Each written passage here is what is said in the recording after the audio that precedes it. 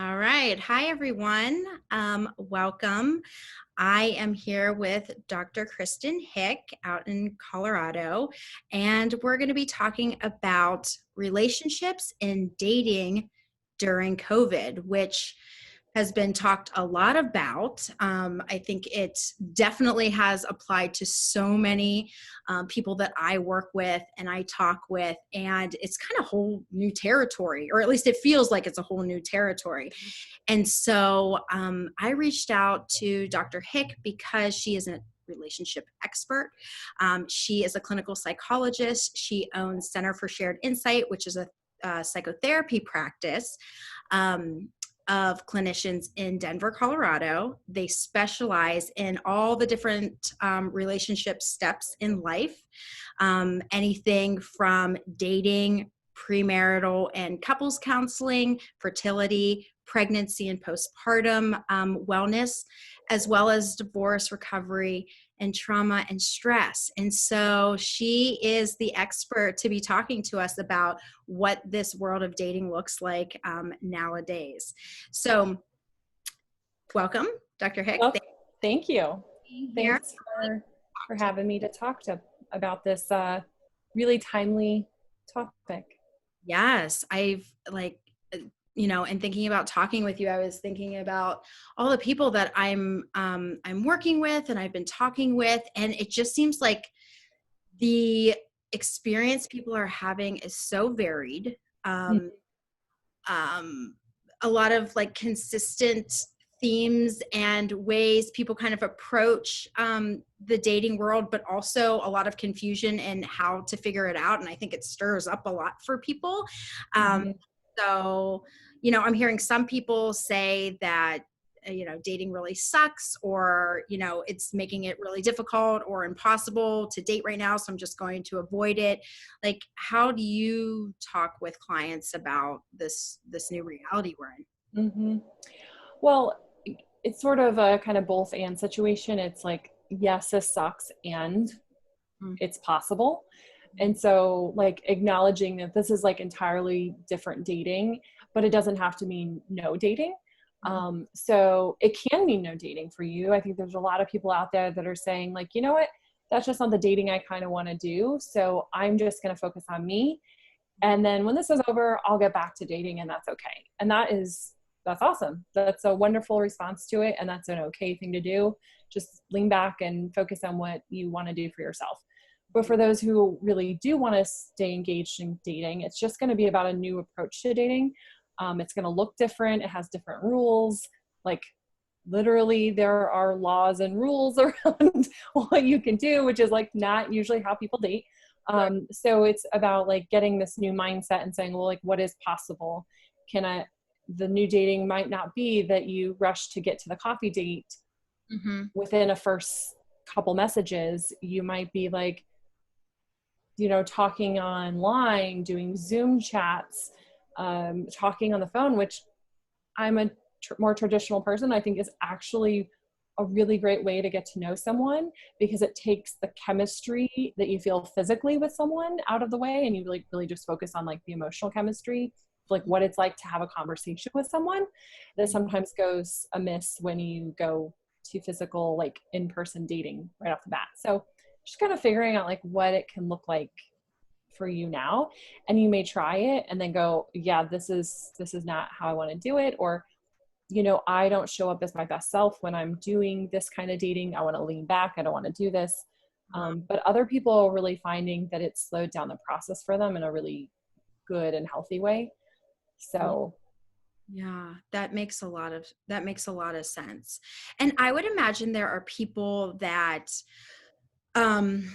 that when they're dating, I don't know if this is the right way to say it, but like maybe don't take things as slow and maybe want to. And this is like you're saying, it's an opportunity to like kind of interview the person more, get to actually know them more. But if you're not used to doing that, how do you figure out how to do that? Like, how do you figure out how to slow down and just have these conversations? And I don't know if you have. Well, I think that there's a lot of great resources out there on Google or any search engine really. But like Google date ideas or Google like conversation starters, right?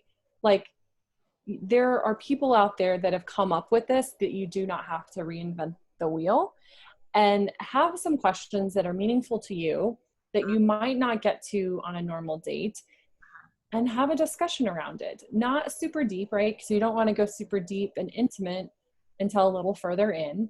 And what can sometimes happen is that we're in kind of this scarcity mindset, because literally toilet paper and other resources are scarce. And our brains view that as like, oh shoot, like people are scarce too, right? So I have to like up the ante and really get closer sooner because of that mindset. So like slowing that process down, trying to go against that primal, pull to get serious fast, and slow it down. So start with conversation starters that, just are like questions you may not have thought of that maybe you want to be curious about. I know that what was that? 36 questions to fall in love. It was like on the New York Times, like probably 5 years ago, it was going around, and you'd like be on a date and you'd ask them, and it was supposed to scientifically relate to like how you would fall in love. Not recommending do it to fall in love, because we don't be falling in love this soon, but like use those questions because they're important questions about someone you'd want to get to know that you may not ask on a normal in-person date, because you're focused on like, what do you do? What do you like to do? What do you hope to do? You're not getting it to the layers below that, because there's a lot of environmental stimuli that you're responding to. It's like the waitress comes over, the server comes over, or hey, let's get that drink, or hey, there's a lot of like distraction that takes away from content. And so this is an opportunity to just slow down to get to the content. Yes. Or play games. I mean, there's a ton of like apps now that you can play games with people. So like maybe a few dates in, you play games with each other, or you order in from the same restaurant and you have a Zoom date, or you figure out how to get the same ingredients and you cook a meal together, but by Zoom, right? And then you have the experience of doing it together still being socially distant. And now I know the social distancing requirements are laxing a lot more right now. So things are going to look differently. However, if the science is correct, we're probably going to be going into a more socially distant time in the not so distant future. And so it's good to kind of be thinking about these things so that when the fall comes, we're not like, we can't date again. No, we can. We just have to kind of shift it to look a little different. So yeah, I love those suggestions. Those are really great suggestions, because I'm a big I'm a strong believer in being able to like connect by experiencing things, exploring things together. And so and I know not everyone's like that, but certainly being able to connect and have these conversations that make us feel connected. But also you brought up some great examples. There are some things that you can do if you're choosing to be distant and getting to know somebody that could be a lot of fun. I mean, not the same, but not the doable. same, but doable. Yeah, dating. Right. And now that it's warm out, people can go for walks together. People can go for hikes together, a bike ride, a tour around town to different restaurants that have patios. So that's stuff that you can do now that maybe you take advantage of right now, and then shift back to more social distancing, come fall. So, What's interesting is that I've seen some people who have really either struggled to date or been afraid to date, hesitant to date, and now they're like rocking dating. And I think I think part of it's because the pressure, is taken off some pressure. And so the expectations maybe are like lower, or I think it's just really interesting to see that, that some people just, there's a lot of different ways to respond to this, but, yes. people, I guess, to figure out what feels good for you, kind of what you, Right. This is going to be a time of self-reflection and a collective reflection, right, in our society. So using this time to kind of reflect on what works or what doesn't work. You may really excel in dating right now, or it may be like the ickiest thing you ever want to do. And you're like, gross, I'm not doing that. Right. Yeah. So yeah, you're right. Okay. And so I know that recently you blogged about this idea called the Corona Google effect. Can you tell us what that is? So I think you're talking about the Corona goggle effect. Gog- Um, I'm like, I'm pretty sure that's what you're thinking of. Yes, yes. Thank you. Thank you for the clarification. Yeah, yeah. That too. Maybe there's something to that too. Who knows? So the Corona goggle effect is like kind of similar to the beer goggle effect, where um, you know, people seem a little more attractive, maybe physically and emotionally, when you've had a couple drinks. And Yeah. the Corona goggle effect, as one of the therapists in my practice kind of termed it, is where people seem a little more attractive during this time because there's like people are more scarce. Meaning like you can't easily go out to bar or can't easily go out to this group, or people aren't participating in, group kickball teams, right? Like you're not meeting people like as frequently, or even at work, because people are working remotely. Right. So you're not meeting people. So there's fewer people around. So like the person who you do meet might seem really attractive, but under the normal circumstances may not. Mm, So it's just trying to evaluate, like, does this person seem really attractive objectively? Or is it because of the lens of the coronavirus and like the social atmosphere that's going on around it? mhm. Does that make them seem like an attractive partner? So Right. it's having to kind of step back. I always do this motion, like step back from it and like look at it a little bit clearer to see objectively, like what is it about this person that is good for you? Mhm. I Because see. we might tend to slip into old patterns or old ways of relating when we're in a place of scarcity Sure. as opposed to abundance. So if we're in abundance, we think things are possible, we think people are out there, that we'll find our person, and that opens up how you view someone coming in your sphere, right? Like you evaluate them a little bit differently than when, oh no, there's never going to be anyone. I mean, for me, we work a lot of people in their like 30s, early 40s that are feeling like time's running out. And so when you have that on top, then coronavirus on top of that, it starts to really skew the lens. Sure. Yeah. And do you have any advice for people how to kind of do that step back and reflect? Do you have any advice around that? Well, slowing the process down, which the coronavirus already is doing some of that for us, whether we like it or not. So like slowing the process down, Mhm. journaling, Mhm. you know, I'm a huge proponent of journaling because it makes it like just gets you what your thoughts and your feelings are onto paper. And then also it helps you do lists. So I'm kind of an achiever, as you know, from our former training days. Well, kind of achiever. So I like lists and I like to see things, right? So like I always say like, okay, let's look at both sides of those things. Uh-huh. Is this person an attractive partner versus not an attractive partner? Mhm. You can tend to see things through more of a rosy colored lens when you're not really writing it down, when you're not really putting it pen to paper. So writing down like all the qualities that makes them a really good or attractive partner, or a good partner for you, not just on paper, and then things that are not exactly great for you, and evaluating whether that would be a good fit for you. So it's about kind of slowing it down.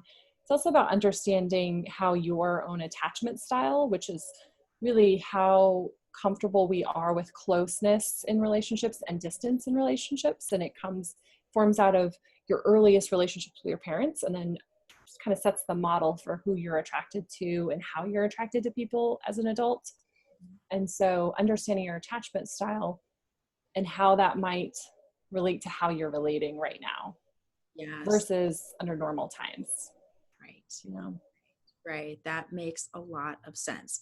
Not only what you're saying, to know yourself and how you typically may respond, but when this unique circumstance under, stress or a scarcity mindset, so to speak, how you may have responded in the past and how you're responding now, and that might be looking different than usual too. Yeah, I think that's a Right. really important piece to really sit with yourself, Mm-hmm. Mm-hmm. right?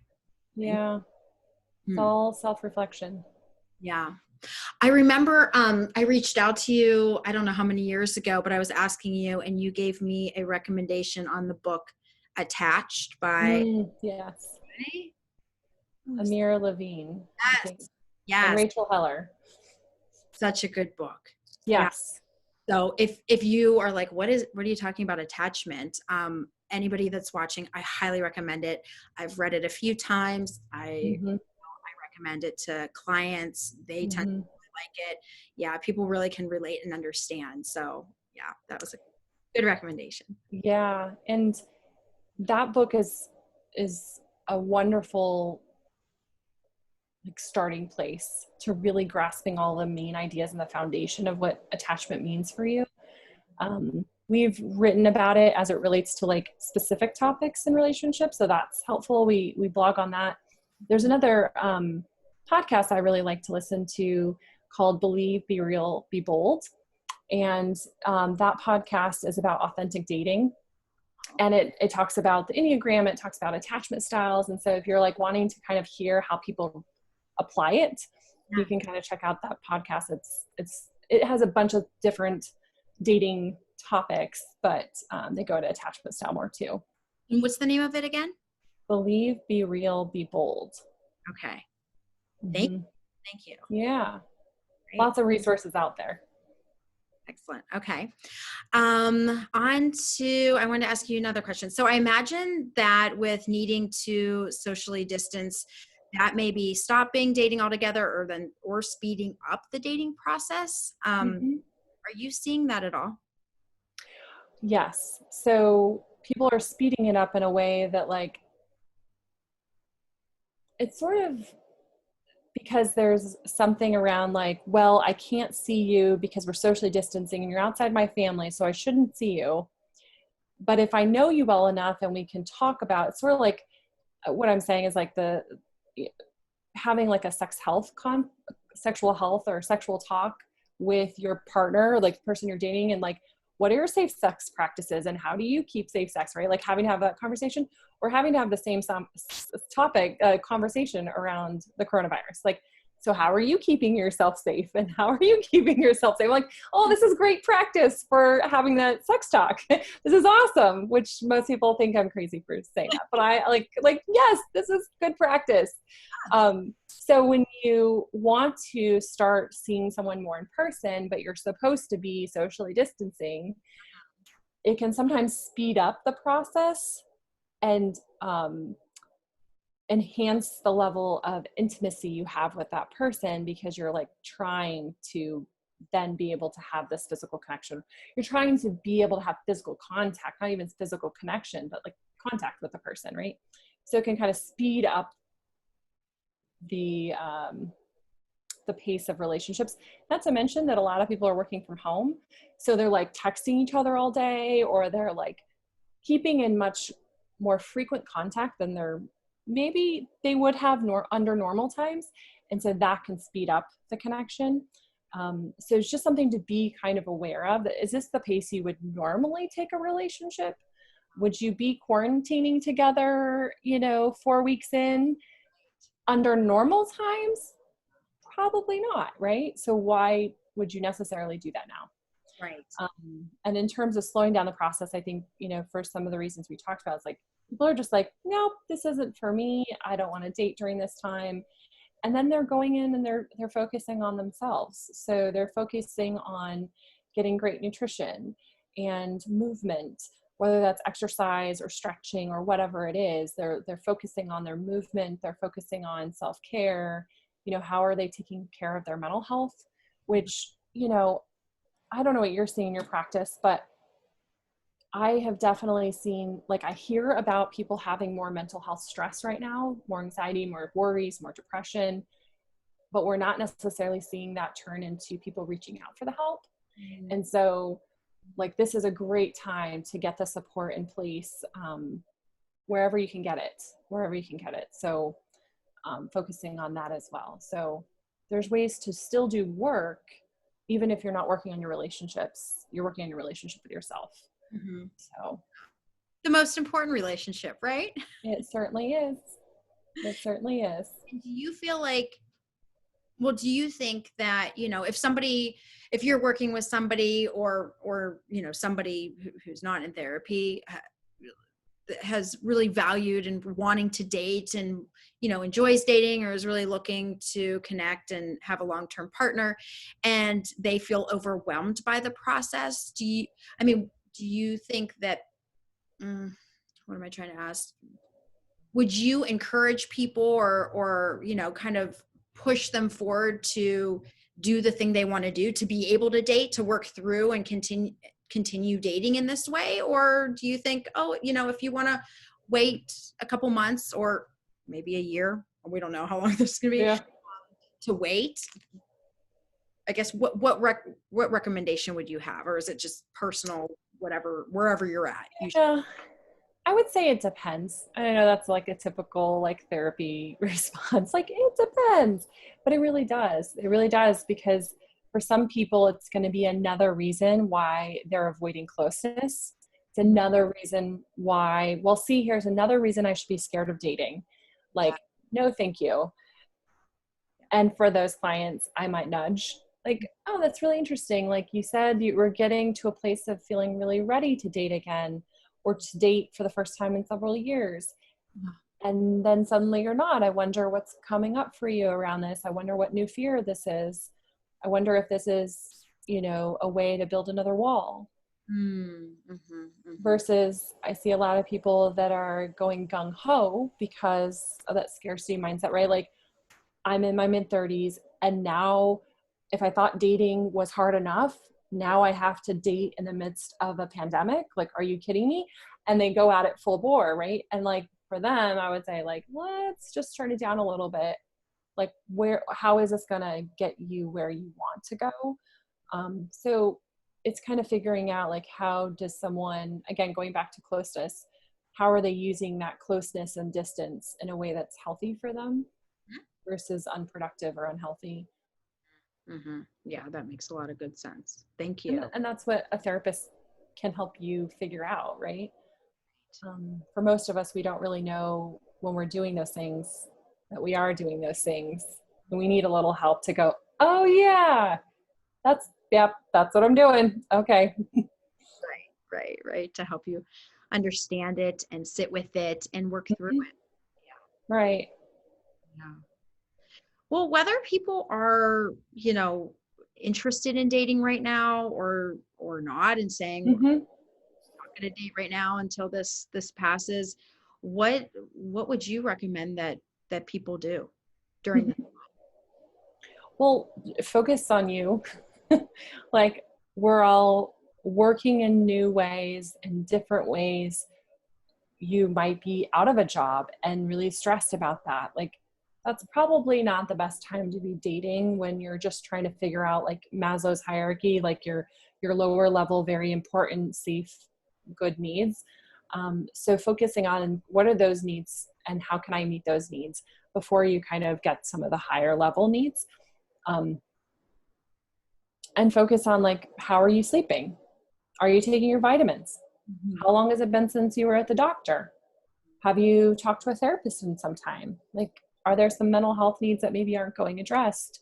You're noticing yourself, you're not sleeping right, you're up later, you're coping with food, or your appetite has changed. So really focusing on looking at yourself and going, how am I dealing with this time in my life? Yeah. Could Yeah. it use some tweaking? Yeah. I think that's some good sound advice. Is it's the foundation, right? To be in a good, healthy place, where whether you're actively dating or not is the foundation of what you need to feel like you're putting your best self out there and attracting Yes. who you want to be in your life and Mm-hmm. self-care. Excellent. Mm-hmm. Well, Yeah. I don't know. Do you have any final thoughts? Those were Mm-hmm. the questions I wanted to ask you, and you gave us a Yeah. lot of information that I think will be really helpful as people are thinking about Mm-hmm. in currently and in the coming months. Mm-hmm. Well, I appreciate the opportunity to talk about it. I always love to talk about dating. It's the one thing that I get super excited about. So if anyone has any questions, they can certainly contact me. My email is Dr. Hick at Center for Shared Insight. Our website is centerforsharedinsight.com. And we're on all the socials, so you can just look up Center for Shared Insight and find us there. And there's plenty of information on our website if you just want to learn more. So Yes, yeah. I have been on your website and you have so many great resources. I highly encourage people to check out Dr. Hick's website. It's full of good, helpful information. Well, thanks. You're welcome. Well, thank you so much for talking today. Yeah. Enjoy your new puppy. Dr. Hick Thanks. has a puppy. Mhm. You join the therapy team, or will be soon. So sweet. All right. Well, take good care. We'll talk soon. Okay, you too. Bye.